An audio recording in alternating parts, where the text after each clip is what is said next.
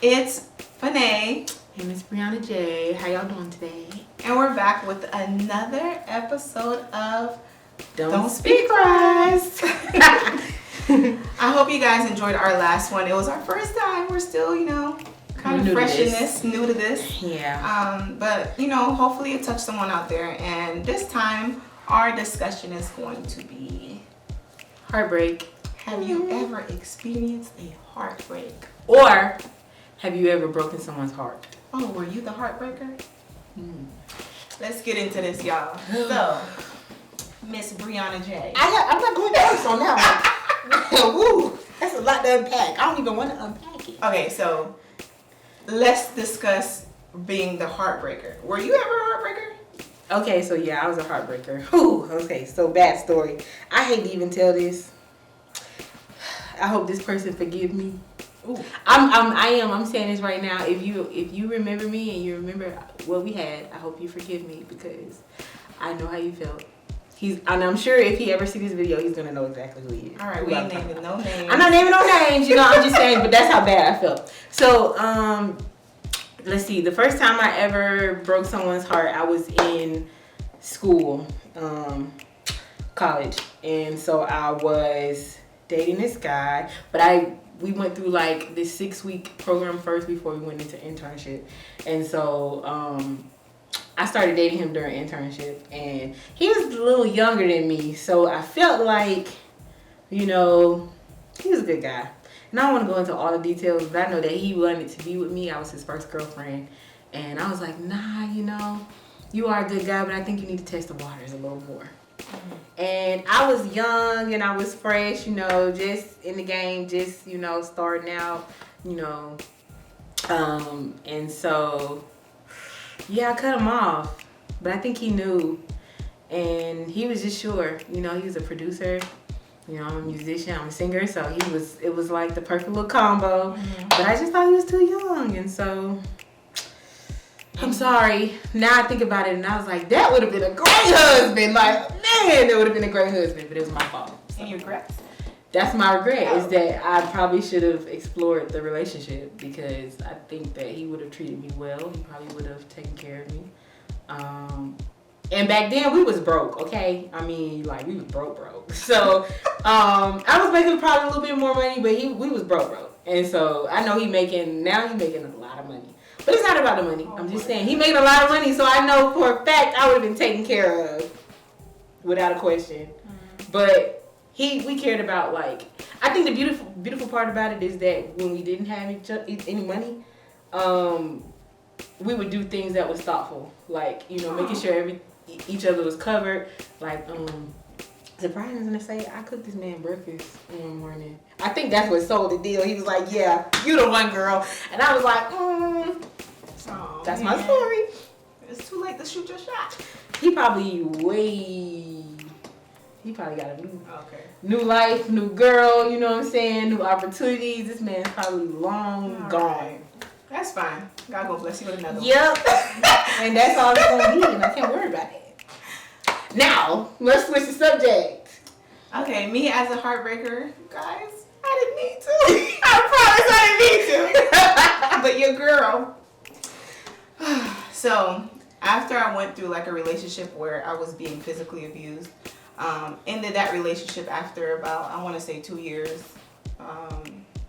maybe a little over 2 years, I'm not even sure anymore.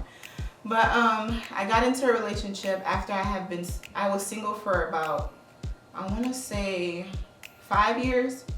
So I thought I was ready for another relationship, but I didn't fully heal from that previous relationship. So when I entered this relationship, that guy's like, this guy, if you're watching this, I think I apologized a whole lot. But here's another apology. I am sorry. We sorry. But he was a gentleman. He was super sweet to me. I never felt any like any reason to not trust him. Like, he was very honest, very loyal. He was a good guy, all around good guy, good family, everything. I think he was like the whole package. But I self-sabotaged.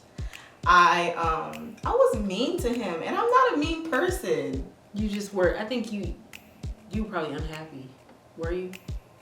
I was unhappy with myself. Like, I felt like I didn't love myself. I felt very insecure in certain areas. Like, I felt like, he was very loyal. He never gave me any reason to not trust him.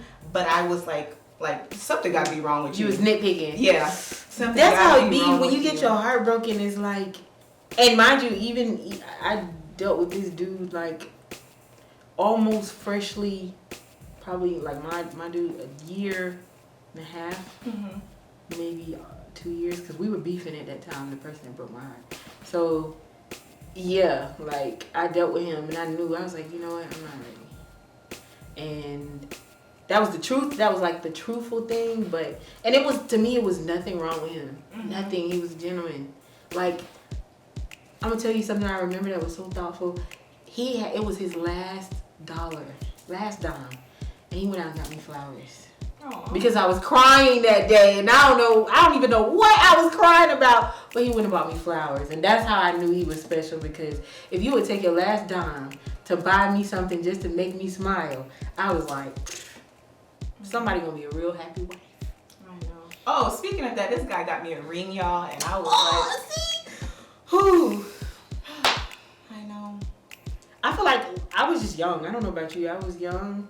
I was still dealing with the first heartbreak. I was, like you said, insecure. I was in my early 20s. Like, I think I was like 22. I feel like now, I think about the girls now and how they bounce back from their heartbreaks. They be having their whole city girl summer, hot girl summer, you know what I'm saying? They be having a whole year. City girl, hot girl. But for me, I just felt like, I wasn't like that. Like, I was like, listen. And I was trying to feel myself, trying to deal with it just wasn't working. I was like, ew, don't like you. Ew, can't stand you. Ew, you don't do it for me. Like, I just became really picky over time. Yeah. Because of, I think, feeling insecure from my heartbreak. Now we flipping the script. Yikes. So, you want to go first, or do you want me to go first? This is the hard part of the segment. I mean, you went first for the heartbreaker, so I guess it's only fair. Okay. Good. Because I think I don't know whose is rougher, but we both had some. It was a hard time. Whew. You have the floor. All right, so the biggest heartbreak, because it's been more than one, but I would say the biggest heartbreak, right? The biggest one you've ever had. Have you had more than one? I mean, the guy who was abusive. Okay, so we ain't gonna talk about him right now. now. No, that's not what I'm saying. In total, before we start this, how many heartbreaks have you had in the course of 10 years? I would say those are the two. Those two. I've had two. I guess that's an even two, but one was bigger. The one was more traumatic than the other. Yeah, of course. The other one I was able to come back from because I was like, I know what to expect this time. You know what I'm saying? Like, but I still was a little naive, even, and that was actually later in my 20s. So, go. Okay, I'm ready. Tell the story. My biggest heartbreak, y'all. So, some of y'all watching this know I got married. Yeah. So I got married in 2016. And right now I've been separated. Next month is gonna make a year of separation. So, well, by the time they see this video, it will be. No, because it's like the end of next month. Like okay. So yeah, okay. So it'll be a year next month of being separated, and I actually filed it with the courts, just waiting to finalize everything. But I know it's a shocker to some of you guys. I'm okay. I'm healed. Healing. Healed and still healing. Yeah, exactly. But don't try it. I'm in a peaceful situation right now. I feel like so at peace with my decision. No going back, no regrets. So your girl's okay. So I would say that's my biggest heartbreak because like I literally thought getting married to him, that would be like the last, like Like we gonna die together. This is Ride or life. die. This is life. Ride or die. Ain't no out of this. But I don't think I didn't go into my marriage saying that I'm gonna get a divorce. Like I don't think nobody plans for that. I most definitely didn't plan for that. But guys, like my biggest heartbreak was my marriage. Unfortunately, he decided to have. We've been together for a total of 6 years, and he's only 6 years married, and he was only faithful for the first 2 years of our marriage. Yeah, that's a big heartbreaker. And I kept, taking him back, and we can work on this, we can work on our marriage, seeking help and all of the above. But the last incident, I was just like, I'm done. Was the first one. There's 2 incidents that made me say, okay, I gotta end this marriage. The first one I would say is he was in an on again and off again intimate relationship with some girl from our high school. Ooh, that hurts. Yeah. That hit me. Mhm. Cause that we'll talk about my story. And then the second thing was so yeah, I know I have a 2-year-old. My beautiful Serenity Amore. So Our baby. So during my pregnancy, I felt like, I wasn't taken care of. Like my brother used to come visit me and do certain things for me, like clean up the house. He would make me breakfast in bed, y'all. My brother is 14 years old and he was doing all this, and my husband wasn't even doing it. Sweet. Instead of him doing it, he was more so complaining. Like it was my first trimester. Guys, I don't know what it's like to be pregnant. This is my first pregnancy. I was extremely lazy in my first trimester. Like I didn't even want to get off the bed. I felt sick. It was a lot. It was a lot. And instead of him taking care of me and doing the things that my brother was doing for me, he was complaining like, "Oh, you're not cooking anymore. You're not cleaning up after yourself." He's being inconsiderate. And then a lot of you guys know my story and Serenity's story, like the miracle that God brought forth. She was born at 24 weeks, and that's after another traumatic incident where my father-in-law passed away, and I guess that played an effect in me going into preterm labor. And even at the hospital, I felt like he didn't care for me. Like if I was to lose my life or whatever the case is, I felt like, he wasn't mentally there. He was physically there, but mentally he was, and I gave him I gave him the benefit of the doubt because, you just lost your father. Yeah. But just the way that I was treated in the hospital room, it was at one point, I know this is probably TMI, but at one point the nurse was bringing in the bedpan for me because they didn't want me to get off the bed because I was still gushing out water. So every time I had to use the bathroom, they would bring in the bedpan, and she spoke of bringing a catheter. Yeah, I was so scared. I was like, a catheter? If you know what that is, oh my gosh. So I was telling him, I was like, you know what? I feel like if I call this nurse again, she's going to put in the catheter. So can you do the bedpan so I don't have to bother the nurse? And this guy told me that's their job. Yeah. Yeah. I cried. That was my cried second too. heartbreak. I probably would have cried too. I probably would have been emotional. And they probably would have heard me all the way down. Oh my gosh. I I felt like what pushed me to the edge and said that, you know what, that's my breaking point, was that he was absent. Like the first, I want to say, I don't want to exaggerate, but I feel like it was like the first 5 months of her life, he was absent. Like my daughter spent 4 months in the hospital because she was born preemie. She had to stay 4 months in the hospital, and he barely made trips to visit her in the hospital room. And so he barely visited her in the hospital, and I still gave him the benefit of the doubt because I'm like, he just lost a father, and now he has to see our daughter in the state that she's in or whatever. But yeah, I was still pissed. You should be. And then I had to stay at my mom's house because we stayed way in Homestead at the time, so I wanted to be closer to family. And my mom and my brother, if it wasn't for them, I would have mentally lost it. I didn't plan for her to be born preemie, and I was still in school. Like, only God knows how I graduated with that degree, because I was going through it every night, and I was by myself. My daughter came home on an apnea machine, and she also came home on an oxygen machine, and she had trouble feeding. So that was a lot to take on by myself. Yeah, she a miracle. Yeah. A whole miracle, baby. And then I wanted to show my daughter the right example of love, and I felt like I wasn't getting that from him. I don't want my daughter to see that and think that it's okay. I know that was a hard decision to make.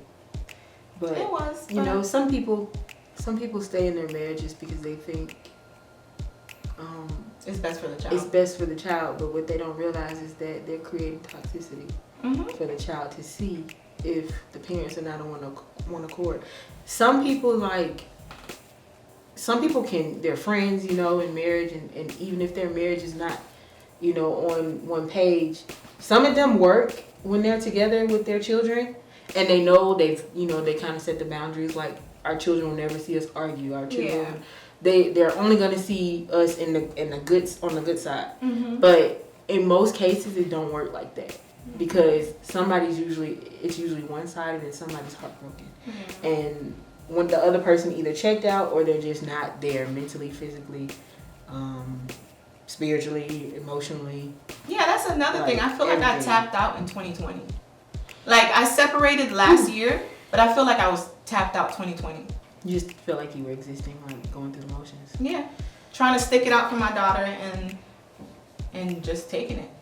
I mean, I'm not perfect, y'all. I'm not saying that I was perfect in my marriage, but I feel like, it takes two to work these things out. Like, I was seeking counseling. I went to Christian counseling. I went to our pastors. Like, I know that was tired of here for me. But you was like, I'm gonna do whatever it takes to keep our marriage. Whatever is not working, I want it to fix. Yeah. But he wasn't changing the character.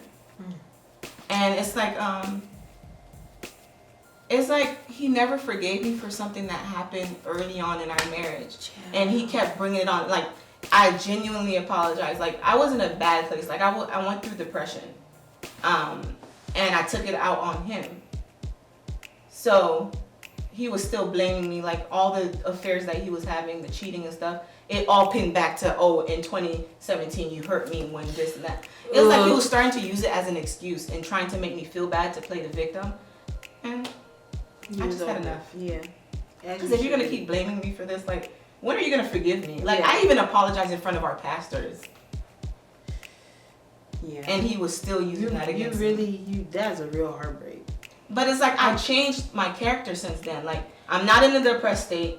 I'm trying, I'm doing better and stuff like that. But you're going to keep doing like these, you're going to keep behaving like this and keep blaming me for something that happened in 2017. When is the character going to change? Yeah. Because now your apology is not even sincere or genuine because you keep repeating the same habit. Yeah. I didn't want it to end like this, y'all, but gotta do what I gotta do. Sometimes, sometimes we may not understand why things happen, but they happen for a reason. And even though you might not see that reason, and it might have been method, there's method to madness, I believe. I think that when God is aligning things and things are falling apart, it's because something is bigger coming to you, and he's preparing you for something better. In the beginning of our marriage, I told him, I said, I'm a woman that prays. I love God, whatever. I pray, and you think that God is going to hide what you're doing to me from me? We're serving the same God. We believe in the same Father. He's not going to cover what you're doing to me. Right. He's not going to leave me blind. Like, from the beginning, like, certain things, like, some of y'all call it a woman's intuition. I got chills when you said that. Some of y'all call it the woman's intuition and stuff, but I feel like, God was speaking to me. Like, there are certain things, like, in the beginning of our relationship, like, I'm not going to get into full details, but it was something that he did, and he hid. And I called him on FaceTime to show it to me. And I heard it, like he hit it. So I called him to on FaceTime so I can see his facial expression, so I can see, show me where you have our picture in your house. Like, it was a picture of both of us. Mm-hmm. And I was like, show it to me. Because I knew where it is in the apartment. So I was like, show it to me. He tried to put the phone down because he moved it. And put it back. And I was like, God already showed me that you moved that. Mm. So you trying to put it back before I could even notice that you... It was... And that's just small. God revealed some big things to me too. And so, even with like the whole smoking situation and all this type of stuff. Like, you can't leave me in the dark, y'all. I'm a praying woman. I'm gonna find that thing out. Okay, say that. God was showing me in dreams what was going on in his phone. Wow. You know how I always talk about dreams. You know I'm crazy. I be like, I'm so adamant when it comes to, y'all had a dream. I seen this, and this, and then it come into fruition. If you are a God-fearing person and you have a relationship with God, I guarantee you, He will not leave you in the dark. Mm-hmm. Like, I co-sign with what you're saying. Now, when I was younger, I was blindsided. And I think probably because my faith wasn't as strong. And you don't know the things that you know as an adult. Yeah. So, my heartbreak started when I was like 16 going on 17. And it was a lingering heartbreak. That's a little young to be experiencing that, bro. I know, but it was a lingering heartbreak. And we were young, we were in high school. I already felt like through life I was walking by myself. I didn't really have much friends, You in school, you got a different friend every semester, you know people, but I don't know, I just still felt like I was always by myself. So I met this guy, and then, we became really good friends, and then after a while, we started dating. That didn't last long, because we only dated for a year. Mm-hmm. And then we broke up. And the heartbreak for me started when the person that hooked us up was the person that got with the guy that I was with, that I was into. But even alongside from that, it kind of subsided a little bit because I feel like I suppressed it a lot, my feelings. Yeah. I think I suppressed my feelings probably from teens to my 20s because I dealt with this person all the way up through my 20s. Mm-hmm. 2 30s. And it was just a lot going on. And I just saw things in him, like he was going through stuff in life. And for me, I saw as a person, when a person is grieving or they're going through stuff, it's best to cling them tight because they need love. Mm-hmm. They need support. They need to know that somebody's there for them. And in the midst of all that, he just changed. He changed. He became this person that I didn't know. My intuition was pretty much on at that time. I was like, we're drifting. I can see it. We're not the same as we were, so I let it go. But I think, so the first heartbreak was seeing him be with the person that put us together. The second heartbreak, probably moving forward, was being lied to about children. Because I wanted to have his children. That happened not once, but twice. So third heartbreak. Explain the second one. You said he lied to you about children because you wanted to have his children. Can you elaborate? He didn't have children. But he joked with me at one point, like showing me a picture with children. You know it was a joke, or? At first I was devastated, and then he revealed to me it was a joke. Oh, okay. So he made it seem like he had kids. Yeah, but for me, I feel like it was just this ongoing process of trying so hard to push me away. And then once I learned why he pushed me away. So he was trying to sabotage the relationship. Yeah. Okay. Because we weren't together then. We weren't together then, but we were still dealing with each other. We were very much involved with each other, like seeing each other every week. Like all him the trying time. to make you lose interest in him because he didn't have. Well, yeah, that, but at the same time, so after the children and the heartbreak, well, the lie or the joke, quote unquote, somewhere in between there, I started dating another man. I was in a relationship with another man, and for me, this was another guy I liked in high school, and so I was like, well, he's doing what he's doing, like, let me do me. And I think the most heartbreaking part there was he pushed me into that man's arms, and that's when I knew, like, dang. Yeah. And it's just the actions were one way, the words were another way.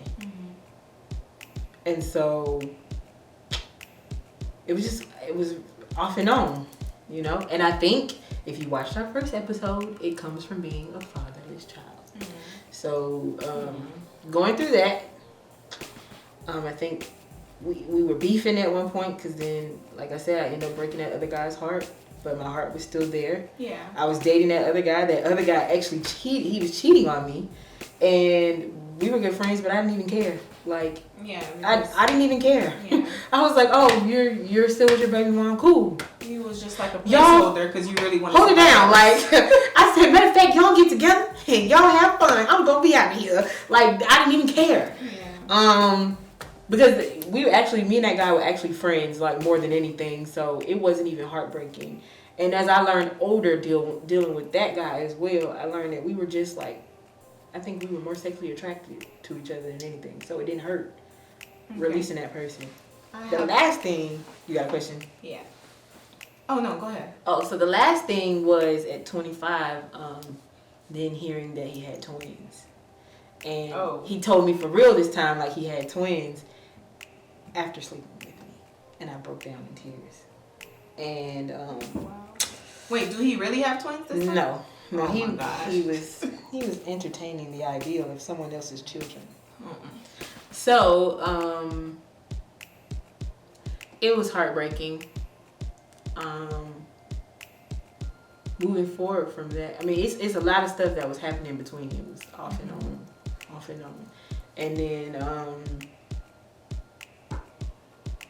the final thing was God had I had cut myself completely. At 25, cut it off, let it go, moved on.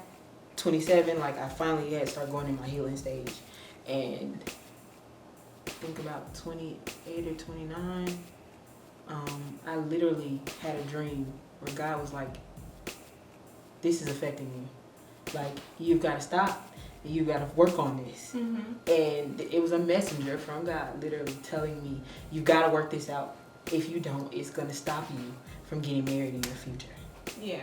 So for me, I was like, no, it's okay. This is me in a dream now. No, it's okay. He going this way, I'm going this way. I'm just let it go. But he showed me a vision, and the vision was a woman, some children, a pregnant woman. His hand attached to hers, his hand attached to mine, and some other children, and like an invisible person. And he was like, okay, if you don't fix this, then it's gonna affect you for the rest of your life. And I was like, okay. So I woke up the next day, and then I contacted him to try to make it work. And then again, we got back together, and it was like time never lost. We were conversing, we were having a good time, and then his response was like, well, even if we try to make this work, like, I got a baby for real this time. And it was like a relapse. Heartbreak all over again. And then I was like, yeah, I can't do this. So on top of that, he was getting married. He was engaged. And he invited me to the wedding. Oh. And I was like, you know what? I'm strong. I'm cool. I'm making amends. I'm gonna move on. You know what I'm saying? We're gonna be friends. We're gonna be platonic, and we're just gonna leave it that. And then my mom and my aunt was like, you've been to hell and back with this man. You think you're gonna be able to walk in this man's wedding and be okay without tearing it up. And I was like, I'm not gonna tear it up. Like, and on top of that, he asked me to come and be the photographer for this wedding. Oh, heck. And I was like, I know, it's humiliating, but it is what it is because I know God's grace and I know what God has for me. And you can't move how people think you should move. You're supposed to move how God thinks you're supposed to move. So I continue to move as a good person. I was going to go to the wedding. I felt like at a moment I had something to prove. Like, but then when my mom made that statement, I was like, I messaged him back and I was like, yeah, I don't think this is a good idea. Out of respect to your wife, out of respect to myself. And that was it. We didn't talk for the rest of the year. Then the next year rolls back around and I found out he looking for me. So then he pop up again. He's like, yeah, I'm getting married on this date. I was like, okay, cool. And I was like, I hope you know that this isn't gonna work. Like, I can't do this. Yeah. And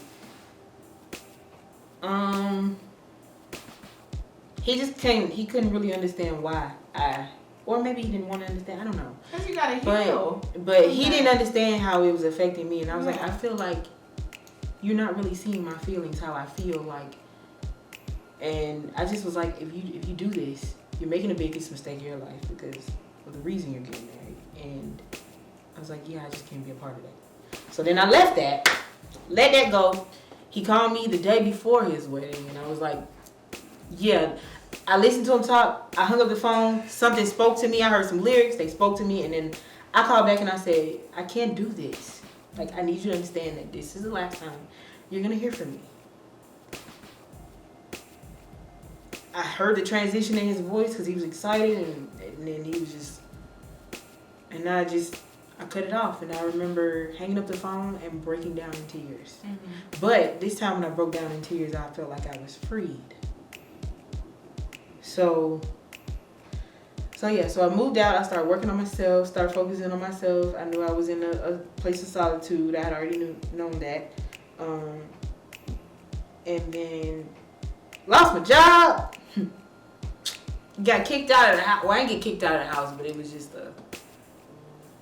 I had a huge argument with my family, and it led to me leaving. I still love them, so don't take it personal.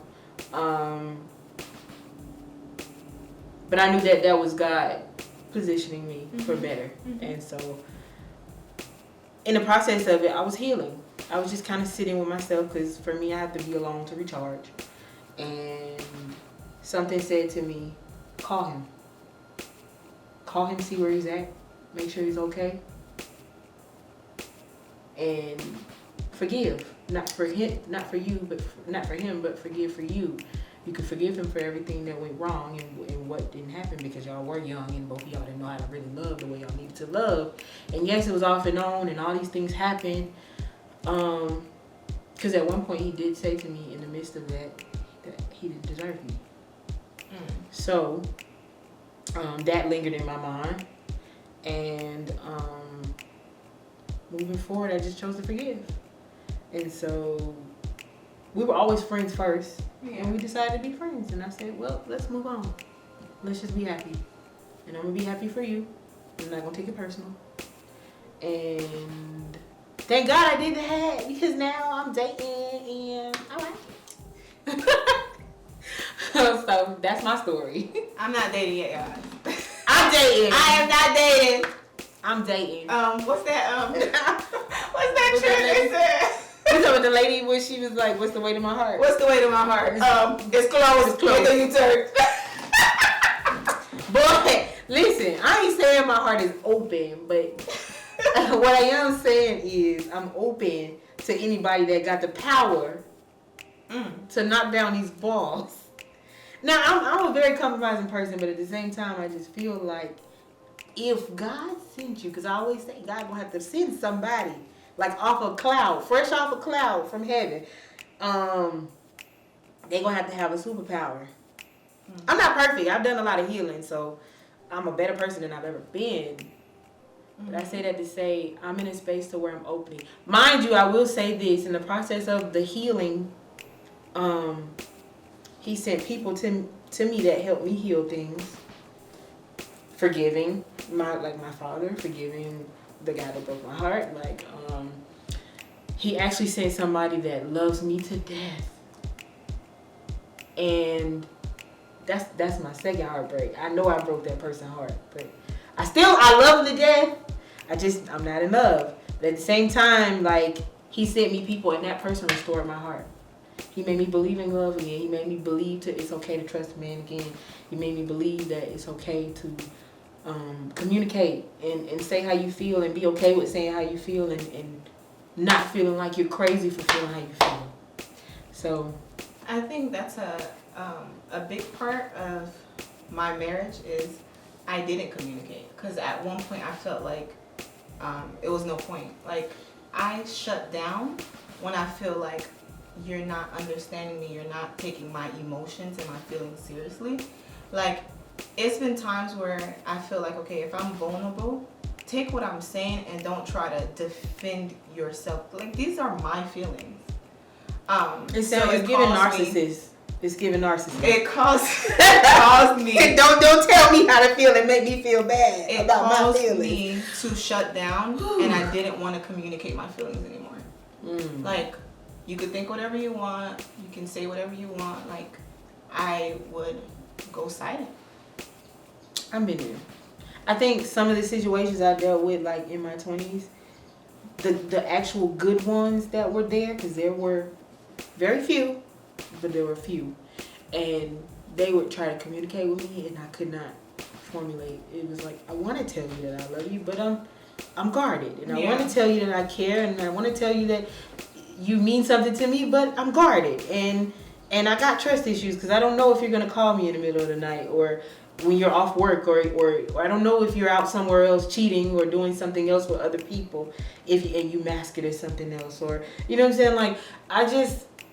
Trust is a real big issue, and so I used to be a person that I would look at people as innocent until guilty, and now I look at people guilty until proven innocence. I did that with all of my relationships, not just the guys I was dating, my friends. I trusted my friends because, I'm an only child, so I don't know if you know, but it's hard being an only child. People be talking about, oh, y'all spoiled and it's selfishness. It's a lot you have to do on your own, and you don't have a sibling to confide in, or you have to jump when you're scared, or you know what I'm saying. And then it's no better when you don't have your father. It's no better when your mom is a single parent and she's always busy because she's trying to make sure that you have what you need. So when I met my first love, I was like, oh, finally, I got somebody. They get me. They understand me. I'm not alone in this world. Not realizing that, yes, I'm not alone in this world, because I do have God, and He do walk with me. Yeah. But when you're young, flesh is more important.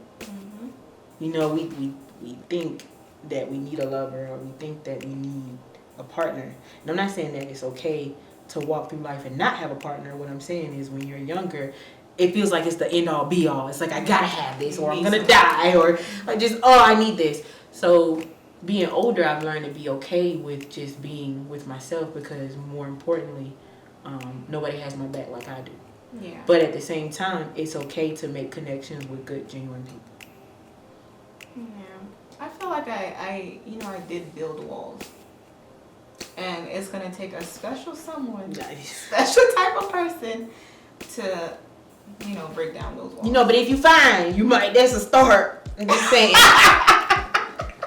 If I can look at you and be like, okay, all right, I was mad. I'm not mad no more. I'm just saying, that's a start. That's a start. Yeah. And I feel like with me shutting down in my marriage, and internalizing stuff, overthinking, it kind of without me being able to communicate how I felt at the moment, or whatever the case is, it made me like if you do something to me, okay, you just internalize it. It's like a deposit. Everything a deposit. Yeah. And that last time, you gonna get a whole nother finesse. Ooh. It's like once that box fill up, and I can't take it no more. I feel like I'm backed up into a corner. You take that box off and you throw everything they did on you. You gonna pay for everything you did for me until you do I'm right. better, y'all. I'm better, y'all. I communicate. I know. I always look. I talk too much. Okay, I'm talkative. Bottom line, I think the world knows that. But at the same time, I feel like why not talk? The problem with people is that they don't talk. It's like you need to communicate because when you hold these things inside of you, then you wonder why you got mental health issues. Then you wonder why you got some sort of illness inside you. Like just because you're healthy on the outside don't mean that you're healthy on the inside. So it's important to communicate. I personally feel like get diarrhea at the mouth. Over communicate, but learn how to communicate because some people are good for talking at each other and both people are talking and no one's listening. Yeah. So listen, allow the other person to speak, and then vice versa. Digest what they're feeling. Don't take it to offense because a lot of people will say something. It's like I can say, "Oh, Vanay, I don't like your nails," and you can be like, "You hate my nails," and then it's like. They misheard what my point is that they misheard what you said because they're so offended by what you said instead of saying how I didn't know that it affected you in that way. So let me digest what you said so that we can come to some sort of solution on how it can be better. It's kind of that's biblical though, because even the Bible says, "Be quick to listen and slow to speak." I'm gonna just say, no, I agree with that like 1,000%, but I just know that the average person don't do that. We all trying to get a word in. Yeah, everybody be like, I gotta get the last word in. It's like, well, I don't like your hair. The other person comes back, well, I don't like your shoes. Like, I'm gonna get the last word. You know what I'm saying? Mm-hmm. So it's important that as people, we learn how to exercise the right to communicate. Black people in general, black families in general, from our past, for whatever reason, we have this habit of not learning to, we would just like, a problem would occur in the family, and we quick to sweep it underneath the rug. Yeah. And then we wonder why somebody got an illness because they holding on to all these secrets. Mm-hmm. Or something traumatic happens and everybody knows, but nobody's willing to speak. So then you have somebody like me in my family. I'm the one that everybody always tell to shut up. Because I'm the person that says, well, why can't we do it this way? Da, da, da, da. Like, why? What's the problem? Why are we allowing this person to be this way? Or I ask questions. And then I'm the person that's told, oh, you need to be quiet. You don't know what you're talking about. You need to keep your mouth shut. And it's like, how can you negate that? I don't know what I'm talking about because I'm obviously seeing the red flags and nobody else is willing to see it. So I just feel like in general, it's important to communicate because it will alleviate a lot of stresses and a lot of issues. Okay. I have a question. Okay, so our topic is heartbreak. We know that. So how do you feel like that you healed from the heartbreaks? So with my heartbreaks, if I'm done with you, I'm done with you. Mm-hmm. I don't want to talk about it. And if it's bad enough, I probably might want to fight. I'm not a fighter, but I'm just saying, like, if it's really that bad, we're not out here promoting violence. Yeah, we're not promoting violence. I'm just saying you get to a level to where you're so angry with the person. Mm-hmm. It's just like, I want to fight. I don't want to talk to you. But I've never been a person that shows that side. I know how to control my beast. For me, I knew that I was in a place of healing when I can converse with the person again. Mm. When I can sit and accept my mistakes and how I played a part and how it affected you as well as how it affected me. Mm-hmm. So when I start taking accountability for myself and accepting what happened and not saying, you did this to me, you did this, and start looking at those three fingers pointing back at me and saying, well, you kind of did allow him to do this. Yeah. You kind of did accept this. Mm-hmm. You kind of did, overlook this. Once I said those things and I started to sit it on a platter and just pull piece by piece, that's how I knew I was learning to heal. When God started revealing to me things that I needed to heal, that's when I said, okay, you're onto something. For me, at one point, I felt like I could not forgive anything or anybody until the first person I said, okay, if I can forgive my father for his lack of absence, because there are certain things that I was supposed to know from him, if I can forgive him, then there's the start. Mm-hmm. And then I said the first love. So if I can forgive him for everything we went through, that's the second thing. Once I forgave them two, oh girl, I was forgiving everybody. Girl, I ain't got time. It's over. I ain't thought nothing about it. I forgive you. I might not hang out with you. You know what I'm saying? I'm not mad at you. I'm not kicking it with you because I know what you're capable of. Now, I do like to believe that people can change. I do like to believe people. I like to give people the opportunity to change. And a problem with people is that they don't allow people to change. They hold people to those same traits that they had 10 years ago. Yeah. You shed skin, what? Every season almost? Every few seasons? And I mean, like, I'm serious. You shed skin, like, you're not the same person you were when you were 21, when you were 23, when you were 25, when you were 27. You're at 32, you know what I'm saying? The things that you wanted at 21 is not the same thing you want when you're 30. So, yeah, that's how I learned. Okay.